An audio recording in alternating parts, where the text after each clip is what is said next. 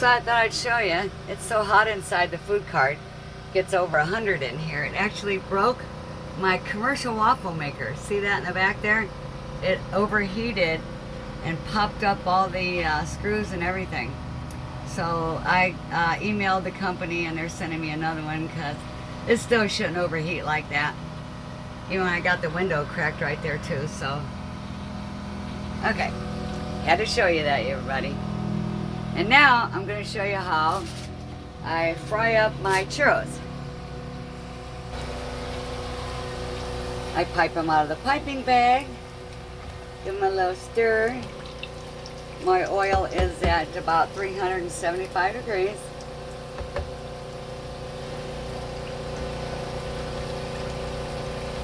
The main thing with cooking these is that they need their own separate oil. You cannot cook like something sweet in the same fryer that I cook my cheese curds in, because the cheese creates its own grease as it is, and not only do the flavors match, but it's they get the churros actually get like soggy or whatever, and you want them crunchy on the outside, so you don't want that cheese oils to soak up in there.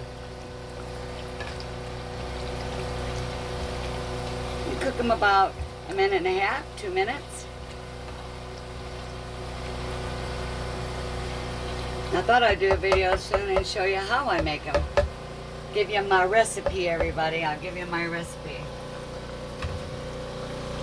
Alright, now I'm going to get these out and I'll show you how I sell them and display them and sell them, whatever.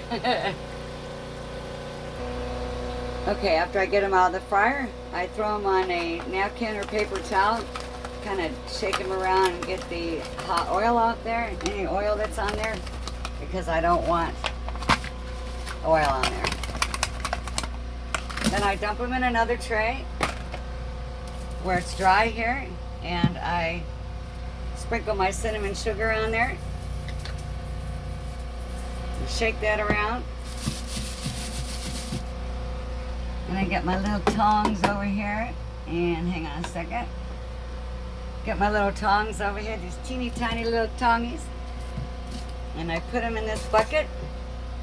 These little, and I just create a batch like that, and I throw them in the bucket.